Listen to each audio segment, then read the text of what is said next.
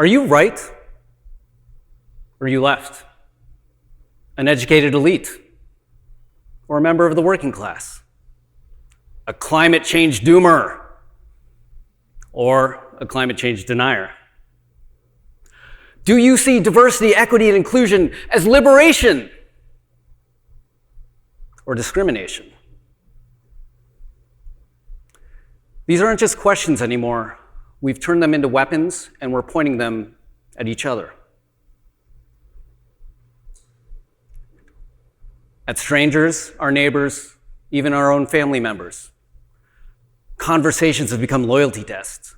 Disagreements, battles for our own tribe. In the 46 years I've been alive, this is the most divided we've ever felt. However, I choose to be hopeful.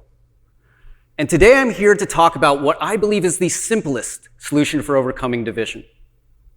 Now, despite what you might assume, I'm not a political expert or a social activist. I'm a mental health advocate that's working to overcome the stigma around mental health. I started that work because for a long time, I've struggled with depression and anxiety.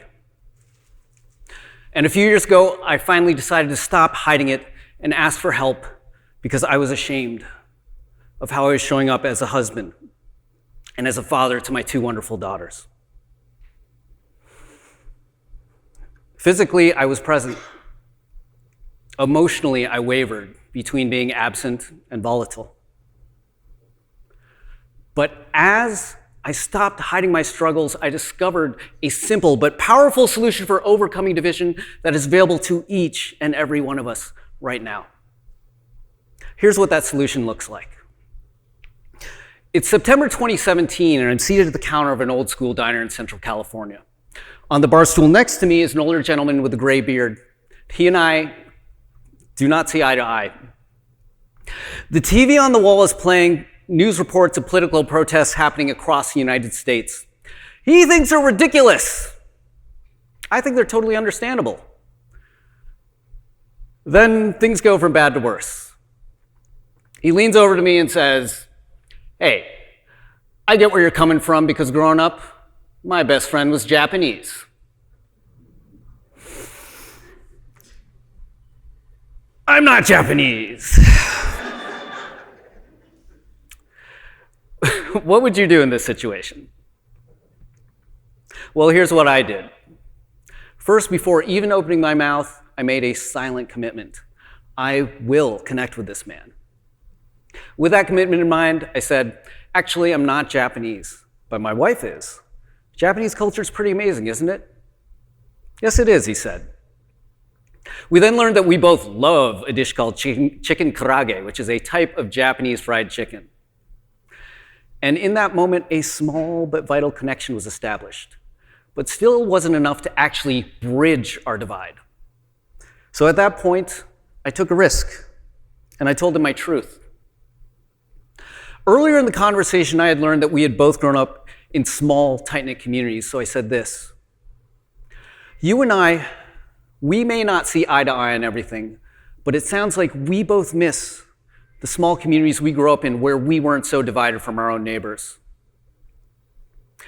I'm afraid we're not going to get back that sense of community, and instead, we're going to leave a world that's more divided to my daughter's generation and the next generations after hers.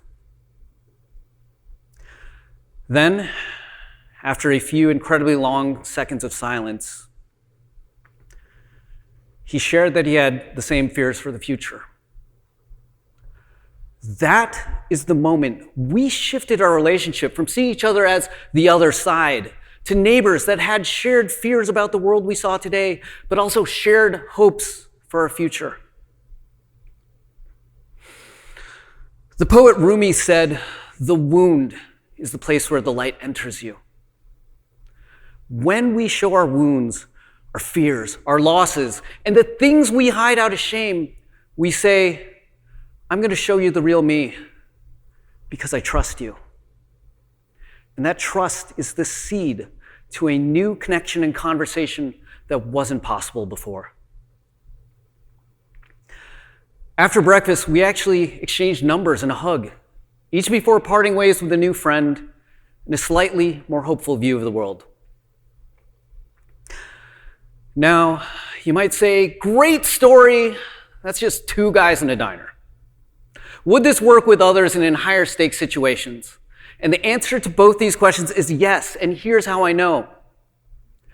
Over the past 3 years, I've taught thousands of people, ranging from students to senior leaders, how to share more openly about the struggles that impact their mental health. This in turn enables them to better get support. But what I didn't expect was the deep and powerful bonds that would be built between many of these individuals.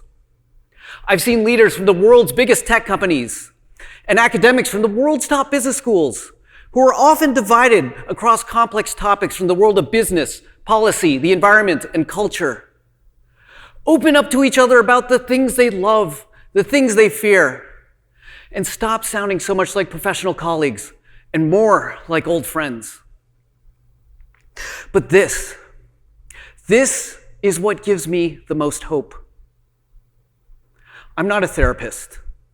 I'm not a counselor.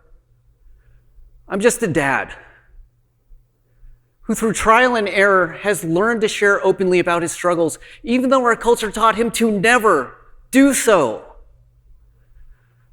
All I'm doing in my workshops is giving others the permission to share their struggles, to share their truth, hold space to hear the truth of others, and let the humanity that is in each of us do the rest. And those are simple things we can all do for one another right now. Now, I want to be clear. I am not saying we can simply put aside our differences. The things that divide us are daunting and complex. And the pain people are feeling is profound and real. We must always fight for what we believe in. But what if, in this moment, our most important fight isn't against that stranger, that neighbor, that family member across the divide? What if our most important fight in this moment is against division itself?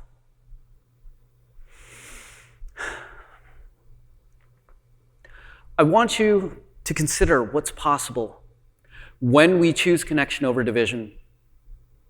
Picture someone from your life you don't see eye to eye with, and imagine you're having breakfast. Inevitably, you end up in an argument, but then you make 3 critical choices. First, you choose connection as the primary goal, not winning the argument. Second, and for just a minute, you stop arguing your point of view, and instead, you share your truth, your stories of fear and of hope that inform your point of view. And finally, you invite them to do the same, and then you just listen.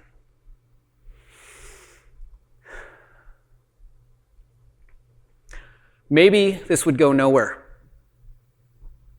But maybe this would transform your relationship. Maybe this would transform you. Maybe this would lead to a new conversation that you can't have today.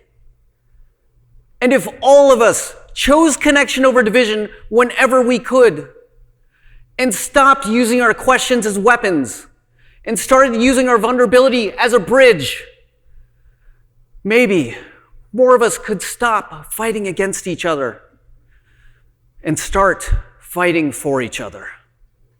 Thank you.